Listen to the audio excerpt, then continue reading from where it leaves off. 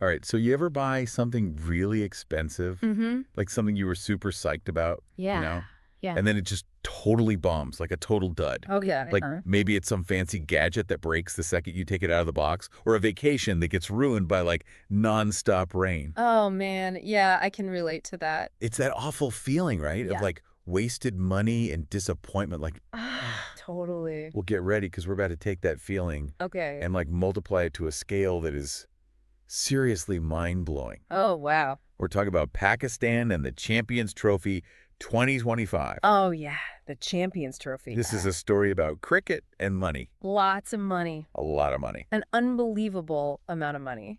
And, well, let's just say it didn't exactly go as planned. Not at all. So today we're diving deep into this whole saga, Okay, sounds good. figuring out how the Pakistan Cricket Board, The PCB? the PCB, managed to spend a mountain of cash and basically end up with almost nothing to show for it. It's a real head scratcher. It really is. All right, so just to set the stage for everyone, Okay. the Pakistan Cricket Board, Right. they decided to host the Champions Trophy. Big tournament. Huge tournament. Yeah.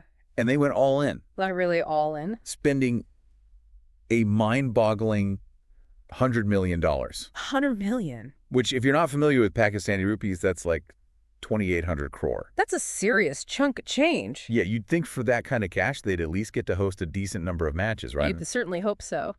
But here's the kicker. They ended up hosting just one single home game. One game. One game. Wow. $100 million For one game. for one game. That's wild. Absolutely wild. So our mission today is to unravel this financial disaster, Right. figure out where all that money went, and try to make sense of how something like this could even happen. It's going to be interesting to break this down. It really is.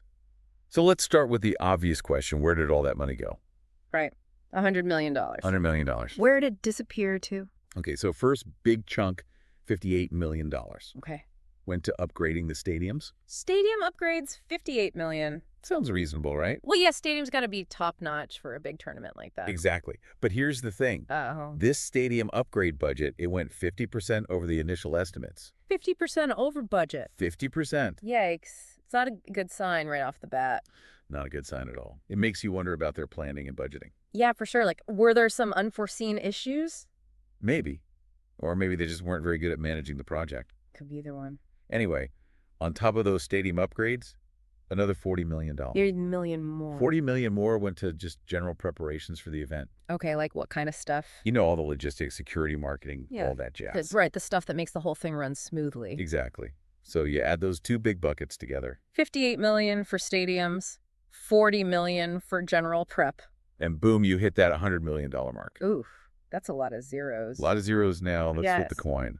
Okay. And look at what the PCB actually got back from this massive investment. All right, the return on investment. They got a $6 million hosting fee. $6 million $6 million. out of $100 million. Yeah, which, let's be real, is a drop in the bucket. A tiny drop. Tiny little drop. And then there was some revenue from sponsorships Okay. and ticket sales. Right, the fans. But from the information we have, it sounds like that was just a little bit of spare change. Not enough to make a dent in that $100 million. Not even close. So you do the math. Okay, $100 million spent. Minus the hosting fee, And a little spare change. they ended up with an $85 million hole. An $85 million loss? $85 million. That's got to be one of the biggest financial flops in cricket history, right? Oh, for sure. It's like a proper Pakistan middle order collapse. Oh, I see what you did there. All that potential, all that investment, and then poof, just gone. Vanished into thin air. Basically. And you know what makes it even more frustrating? What's that? Think about the whole point of hosting a tournament like this. It's supposed to be about home advantage. Right, playing in front of your own fans, the energy, the excitement. Exactly. And that's what makes this whole thing so baffling. How so? Because they originally planned to have 10 matches in Pakistan. 10 matches. 10 matches. That's what they were banking on. They make sense. You get the fans involved, create a buzz, generate some revenue. Exactly. But the reality, No. 5 of those matches either never happened, What do you mean never happened? like they were just canceled outright, or they had to be abandoned for various reasons. Okay, and what about the other 5? Well, get this. One of the matches, the one supposed to be in Rawalpindi, Rawalpindi, a big cricket city. huge cricket city, got completely rained out. Oh no, completely rained out. Yeah, talk about bad luck. Seriously, and that's one less home game? Right. And to top it off, another match got moved all the way to Dubai. Dubai. Why Dubai? We don't have the specific reasons, Yeah. but it's just another lost opportunity to play at home. So out of those 10 planned matches in Pakistan, how many actually happened? Drumroll, please. Okay, I'm on the edge of my seat. They hosted exactly one home game. What? One. This one. After spending $100 million. After spending $100 million, they got to play one game at home. Against who? Against New Zealand. New Zealand. Yeah. Okay, so let's talk about this $85 million elephant in the room. Oh, yeah, the financial fallout. Exactly, because that kind of loss has to have consequences. Oh, absolutely. It's not just about a bad balance sheet. It impacts the whole future of cricket in Pakistan. How so? Well, for starters, it limits their ability to invest in the sport.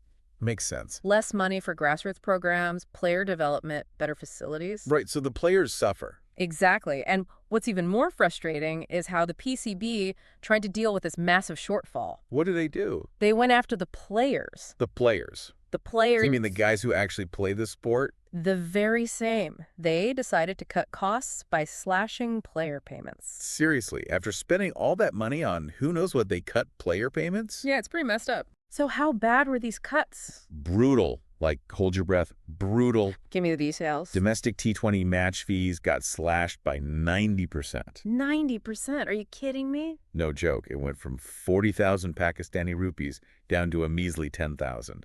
That's a huge pay cut. Huge. These are professional cricketers trying to make a living. Right. And suddenly they're getting paid a tenth of what they were making before. That's gotta hurt. And the reserve players even worse. How much worse could it get?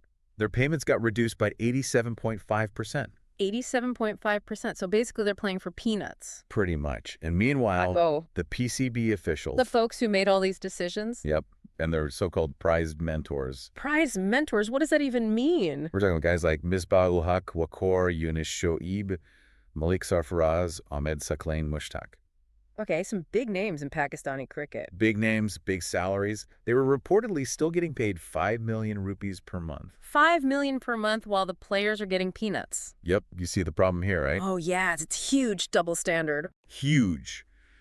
The players are the ones who bring in the fans, the excitement, the whole reason for the sport. Right, and they're the ones getting punished for the PCB's mistakes. That's just not right.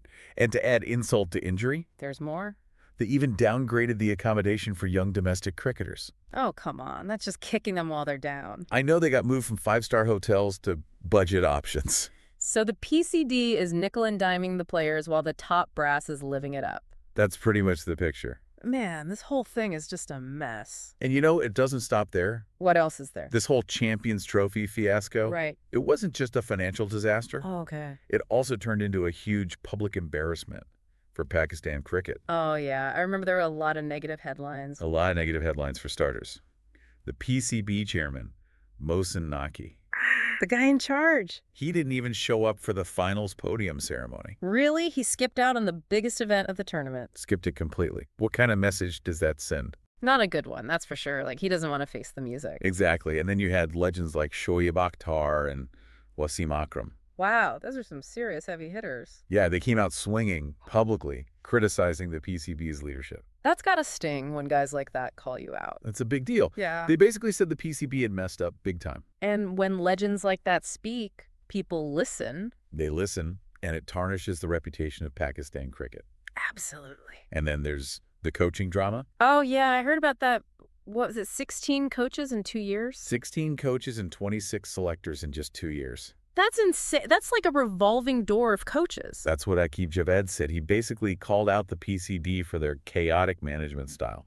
I mean, it makes sense, right? That kind of turnover is just asking for trouble. Total trouble. And then Jason Gillespie fired back, calling Javed a clown. Oh, wow. It got personal. It got ugly. He accused Javed of trying to undermine him and Gary Kirsten. So basically a public feud between coaches. Public and messy, and it just added to the whole sense of dysfunction. It's like watching a train wreck in slow motion. Pretty much. And, you know, there's this quote from Mickey Arthur that just sums it all up. Mickey Arthur, he's been around the block a few times. He has. He said, Pakistan cricket is its own worst enemy. Ouch, that's gotta hurt. It's a brutal assessment, but it's hard to argue with him after all this. It really does seem like they sabotage themselves. It really did. Yeah. So let's recap this whole $100 million debacle. Okay, hit me with the highlights. They spent a fortune to host the Champions Trophy Right? and ended up with one single home game. Ouch. 5 other matches were either canceled or moved. Double ouch. They lost $85 million.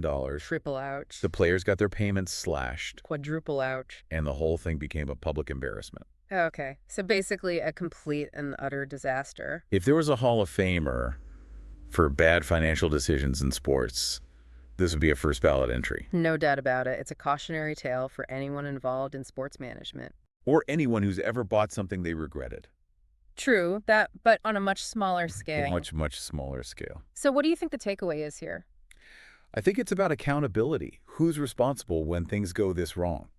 Right. Is anyone held accountable, or does everyone just shrug and move on? That's the question, isn't it? Because this wasn't just some minor slip-up. This was a monumental failure with serious consequences. Consequences for the players, for the fans, for the future of cricket in Pakistan. It makes you wonder about the whole system, right? It really does, and it leaves us with a lot to think about. For sure. Hopefully this deep dive has shed some light on this whole mess. I think it has. And maybe even sparked some important conversations. That's the goal, right? Absolutely. All right, folks. That's it for today's deep dive. Thanks for having me. Until next time, keep those wallets closed and those minds open. And maybe keep an eye on those cricket boards. You got it. See ya. See ya later.